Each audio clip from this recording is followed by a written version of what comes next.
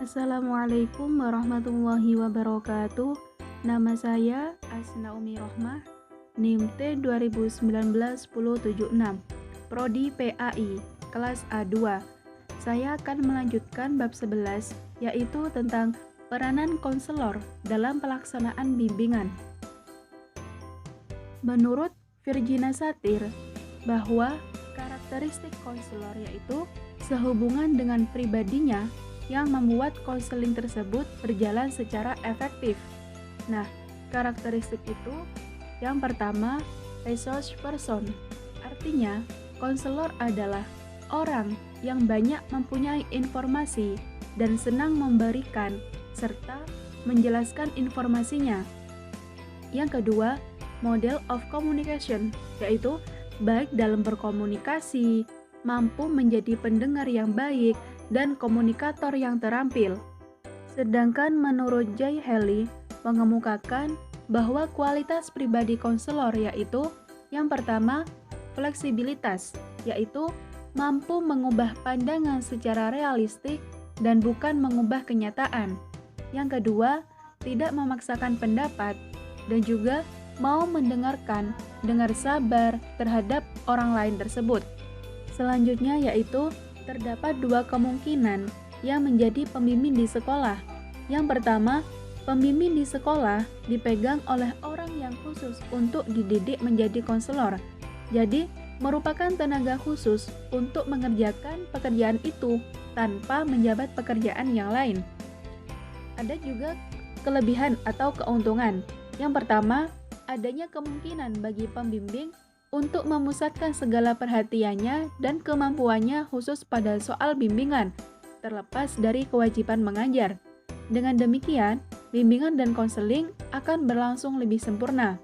Yang kedua, perhatian pembimbing dapat menyeluruh, meliputi seluruh kelas dan seluruh anak dengan perhatian yang sama. Sedangkan kelemahannya yaitu pembimbing tidak mempunyai alat yang praktis untuk mengadakan hubungan secara menyeluruh dengan anak-anak. Hal ini merupakan kepincangan. Kelemahan ini dapat diatasi dengan mengadakan bimbingan kelompok kelas per kelas. Yang kedua, kadang-kadang keadaan menjadi kaku karena lebih menitik beratkan pada struktur daripada soal fungsi. Sedangkan pembimbing di sekolah yang kedua yaitu pembimbing di sekolah dipegang oleh guru pembimbing, yaitu guru yang di samping menjabat sebagai guru, ia juga menjadi pembimbing di sekolah. Adapun kelebihannya, yang pertama, guru menjadi alat yang praktis untuk mengadakan pendekatan terhadap anak-anak. Seorang guru dapat melihat keadaan anak-anak dengan lebih saksama di dalam kelas. Ia juga dapat mengamati anak dengan sebenarnya. Yang kedua, situasi menjadi luas, tidak kaku, dan setiap waktu guru dapat bertindak sebagai pembimbing. Sedangkan kelemahannya yaitu karena guru berhubungan dengan soal mata pelajaran dan ini berhubungan langsung dengan nilai. Anak-anak akan kurang terbuka untuk menyatakan problemnya, lebih-lebih kalau mengenai staf pengajar. Serta tanpa disadari, ada kemungkinan guru pembimbing itu lebih menekankan kepada kelas-kelas yang diajarnya daripada kelas-kelas yang lain. Pembahasan selanjutnya yaitu kewajiban dan tanggung jawab konselor. Seorang konselor mempunyai tanggung jawab yang tidak ringan, misalnya saja mengadakan penelitian terhadap lingkungan sekolah, membimbing peserta didik, serta memberikan saran-saran yang berharga. Adapun prinsip yang berkenaan dengan tujuan pelaksanaan pelayanan adalah yang pertama, diarahkan untuk pengembangan individu yang akhirnya mampu secara mandiri membimbing diri sendiri. Yang kedua, pengambilan keputusan yang diambil oleh klien hendaknya atas kemampuan diri sendiri.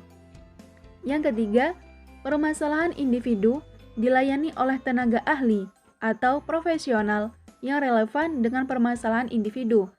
Yang keempat, perlu adanya kerjasama dengan personal sekolah dan orang tua, dan apabila perlu dengan pihak lain yang berwenang dalam permasalahan individu.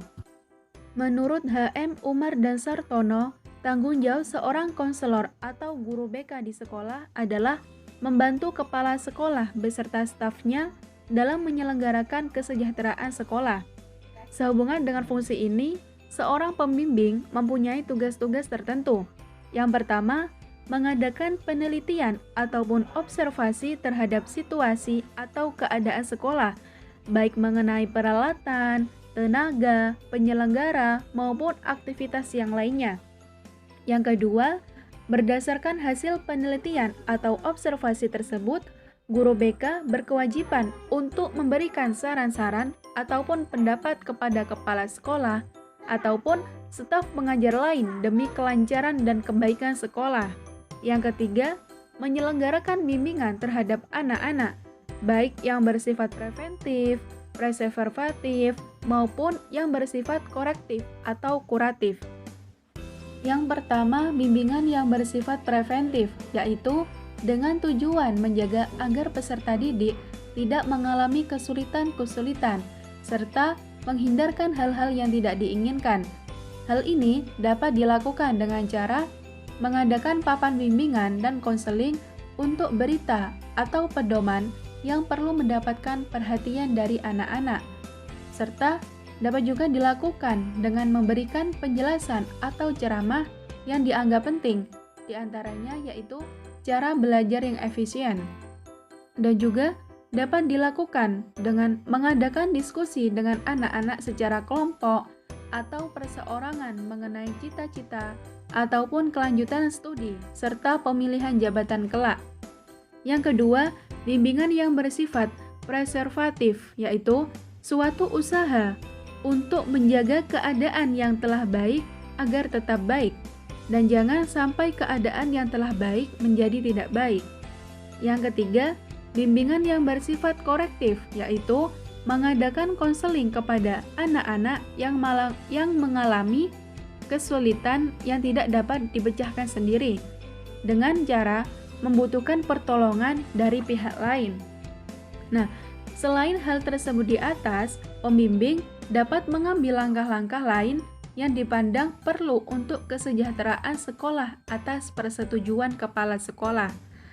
Berdasarkan uraian tersebut, sudah jelas bahwa betapa beratnya tugas seorang pembimbing dalam suatu sekolah. Sering dibayangkan bahwa pembimbing di sekolah tidak banyak menghadapi masalah siswa, namun dalam praktik di lapangan banyak siswa yang membutuhkan bimbingannya. Di tangan para konselor atau guru BK itulah letak nasib dan keberhasilan pendidikan mereka. Demikian yang dapat saya sampaikan, kurang lebihnya saya mohon maaf. Wassalamualaikum warahmatullahi wabarakatuh.